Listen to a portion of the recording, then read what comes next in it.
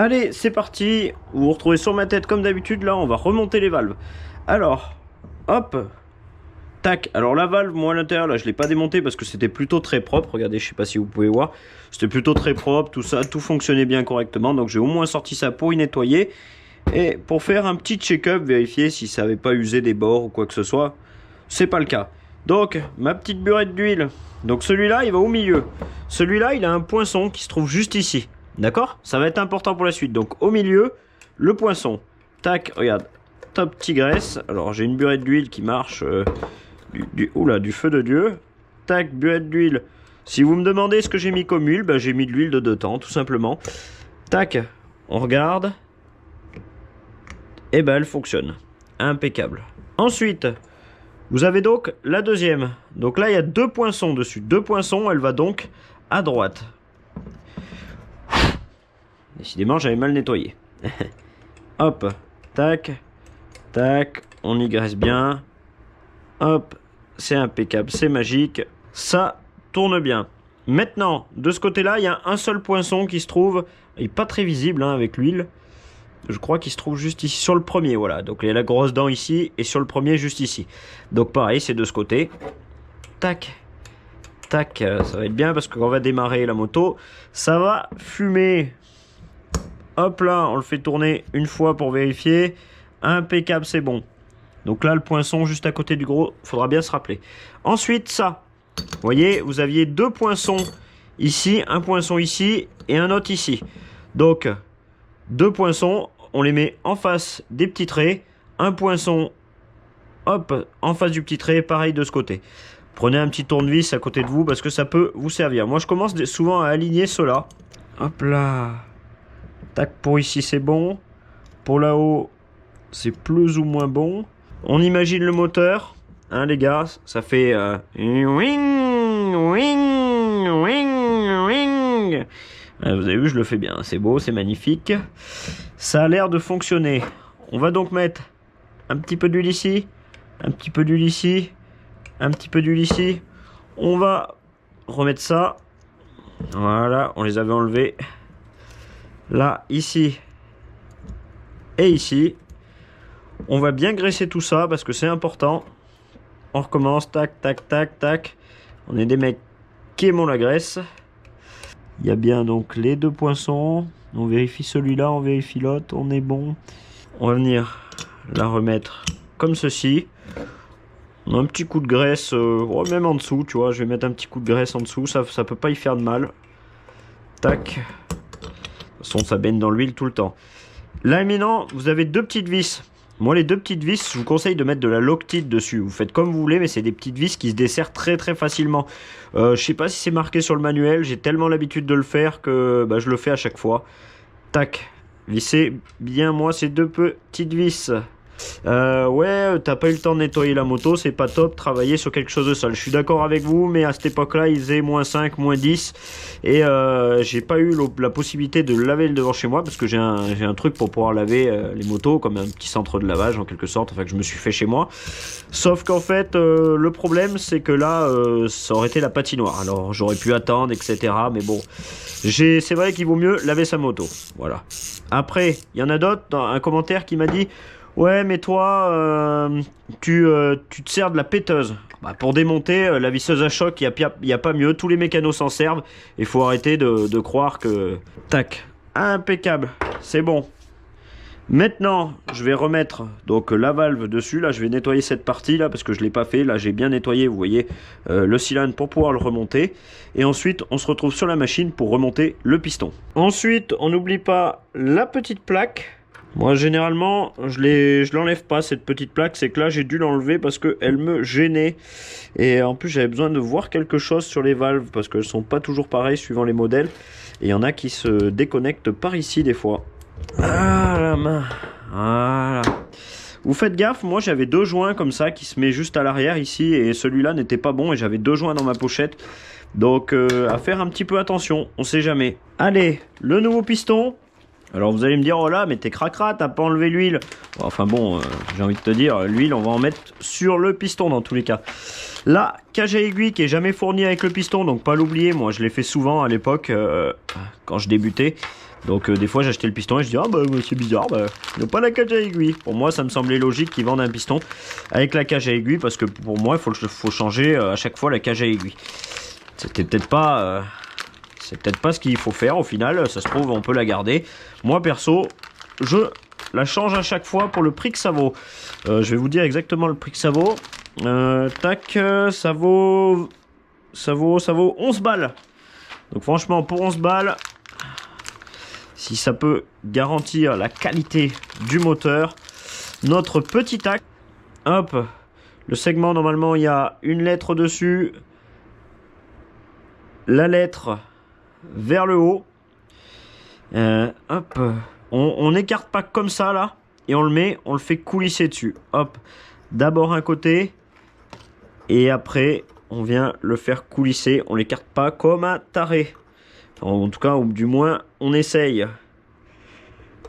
Là, voilà, la lettre vers le haut. Impeccable. La flèche, à votre avis, du côté échappement, donc le piston, bah, comme ceci. Moi, ce que je vous conseille de faire, c'est de mettre, donc de commencer à mettre l'axe d'un côté. Donc, bah hop, tu le graisses bien. Et un clips, commencez à le mettre sur un côté. Comme ça, vous allez venir sur votre moto, vous aurez déjà un clips demi, vous aurez juste à finir de rentrer l'axe et à mettre le dernier clips. On sait tous que dans les vidéos YouTube, il y en a plein qui trichent. Quand je dis qu'ils trichent, c'est que ils mettent une demi-heure à mettre le clips et ils nous font style qu'ils ont mis 2 minutes, que c'est hyper facile. Je vous le dis, à moins que vous ayez la petite machine adéquate, c'est hyper chiant. Voilà, tout simplement, c'est hyper chiant. Le clips, donc on le met comme ça. Ou comme ça. On le met pas comme ça, ni comme ça, parce qu'il y a un risque qui tourne et qui s'enlève. J'en ai déjà vu, c'est déjà arrivé. De toute façon, vous connaissez la technique YouTube. Je vais mettre un quart d'heure à le mettre. Et non, mais je rigole, bien sûr, je vais pas mettre un quart d'heure. Mais je vais vous faire une belle petite coupure dans pas longtemps.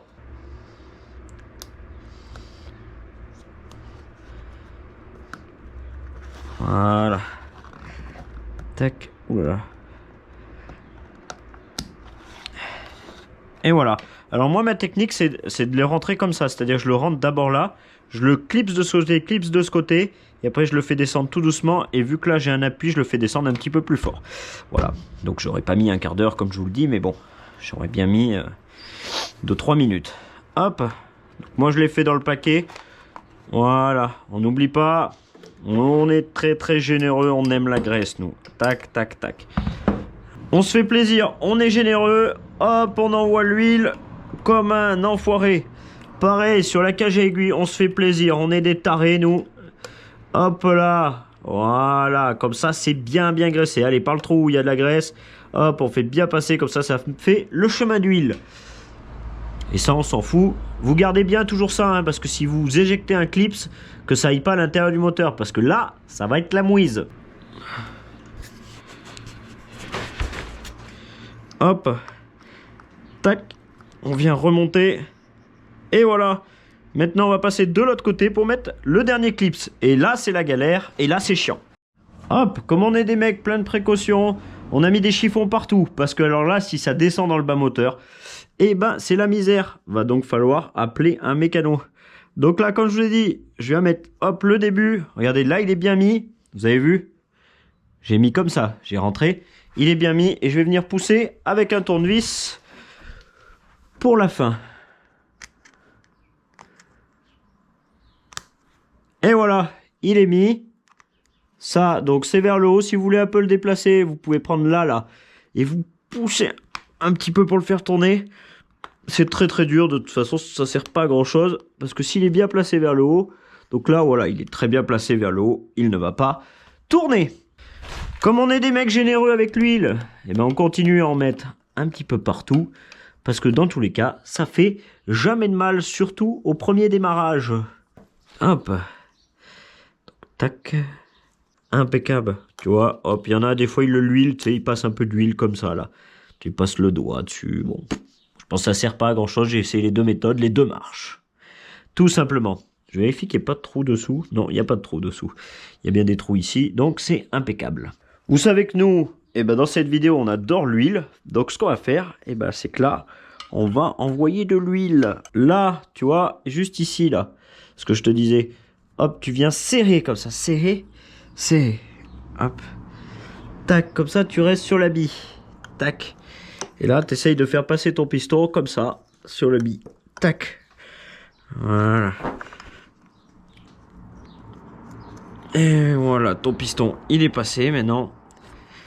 Et voilà. Et tu viens mettre ton cylindre. Et voilà, c'est fait. Généralement, j'appuie là et je fais un petit va-et-vient de cylindre. Tac, comme ça. Tout est bien. Et tout se passe bien. Et je suis très, très content. Maintenant, on va venir remettre donc les vis ici. Et le coupe de serrage, je vais vous le donner. Hop. Vous allez venir commencer à visser ça jusqu'au bout. Alors, d'après mon manuel d'atelier, on est à 25 Nm ici et à 27 Nm ici pour le serrage des vis. Alors, moi, c'est ce qui est marqué pour cette moto. Ça change pour toutes les motos, c'est jamais pareil. Honnêtement, procurez-vous votre manuel d'atelier suivant les années, ça change. Pourtant, c'est pas grand chose, ça a toujours des cyanes, c'est toujours pareil, ça devrait toujours être à peu près la même chose. Mais suivant les années, ça peut vite changer. Alors, vous embêtez pas plus et regardez votre manuel d'atelier à chaque fois. Allez, j'ai dû arrêter 2 minutes parce que j'ai eu des clients, donc il a fallu que je discute avec eux, etc. etc. Donc là, ce qu'on va faire, c'est qu'on va venir mettre le joint ici au fond. Là. Voilà. Pourquoi on le met ici? Parce que c'est beaucoup plus simple une fois qu'on va mettre la culasse. Ensuite, on va mettre ce joint autour. Ici. Tac, dans l'encoche. Et voilà, c'est magnifique. Et ici, il y a un petit joint juste ici. On met le petit joint. Je l'ai mis off sans la caméra. Et maintenant, on va refermer. Tac. Hop. Donc dans le bon sens. Donc dans ce sens, si je dis pas de bêtises. Et voilà. Tac. Et là maintenant, on va venir serrer. Quand vous allez faire le serrage, vous allez faire un serrage en croix. Alors un serrage en croix, c'est quoi? C'est que vous allez serrer celle-là, serrer celle-là, serrer celle-là, serrer celle-là, serrer celle-là, serrer celle-là. Et voilà. Et après, tac, tac, tac, tac, tac, tac, tac, tac, tac, tac. Voilà. Et ça permet de faire un serrage progressif, en gros, que ça fasse pas comme ça, tu vois, que ça fasse bien tout droit. A priori, c'est mieux de faire ça. Moi, j'ai appris comme ça. Écoute, ça mange pas de pain de le faire. Il y en a certains, ils m'ont déjà dit, moi, je l'ai pas fait, et ça a marché quand même. Écoute, chacun fait comme il veut. Hop, tu serres ici, tu serres ici, après tu serres ici, après tu serres ici, ici et ici. Allez, on se retrouve quand c'est serré. Allez, maintenant, on remet la bougie. Il va falloir remettre l'échappement après. Enfin, tout ce qui avait été enlevé, la remettre avec le liquide de refroidissement et tout ça, tout ça. Je sais pas si j'ai envie de vous faire une vidéo de tout ça ou je vais vous faire quelque chose en raccourci. Je pense que ça sera un petit peu mieux en raccourci. Hop. Tac. Voilà. Voilà. Donc là, tu as 2 joints sur l'échappement. Hop. Tu vas venir. Du coup, les enlever. Voilà, tu mets les 2 nouveaux joints. Tu vois, ils sont fournis avec. Ça vaut le coup de les mettre, on sait jamais. Après, bon, c'est pas, si vous les avez pas, c'est pas très grave. Allez. Maintenant, on va mettre maman dans papa. Donc juste là. Hop. Tac, tac, tac, tac. Voilà comment ça se passe ici. Hop. Tu vas venir remettre ta patte là. Alors pour que tu n'oublies pas un petit peu tout ce qu'il y avait à serrer, donc j'ai serré la bougie, j'ai serré la patte, j'ai serré les durites, j'ai remis du liquide de refroidissement dedans. On va passer de l'autre côté de la moto. De l'autre côté de la moto, juste ici au niveau de la pompe à eau, j'ai resserré ça parce qu'on n'y avait pas serré, en tout cas pas moi. Là, j'ai remis le pot d'échappement ici, j'ai remis le pot d'échappement ici, j'ai remis les comment on appelle ça, les ressorts de pot d'échappement. Tout est bien fixé, tout est bon. J'ai regardé que ça bloque pas, qu'il n'y ait pas un problème, quoi que ce soit. Donc, comme on peut voir, il y a énormément de compression. Regardez, à la main, c'est très dur. Donc, ça veut dire que tout va bien. Maintenant, il me reste à mettre le réservoir et c'est démarrer.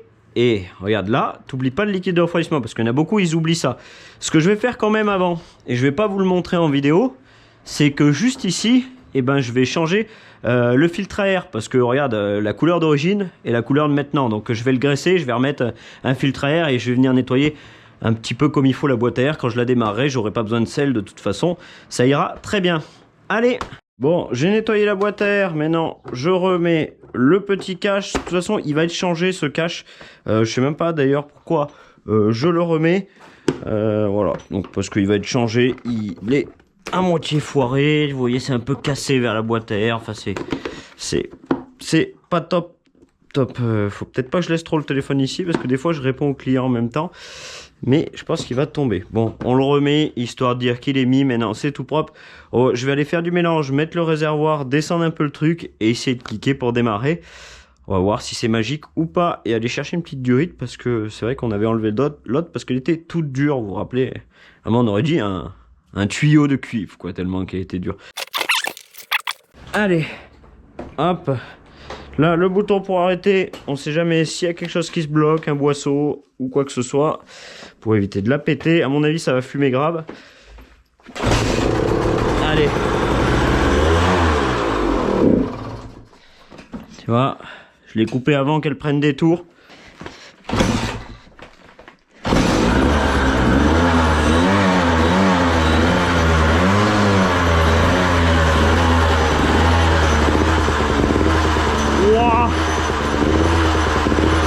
Je vais enfumer le garage.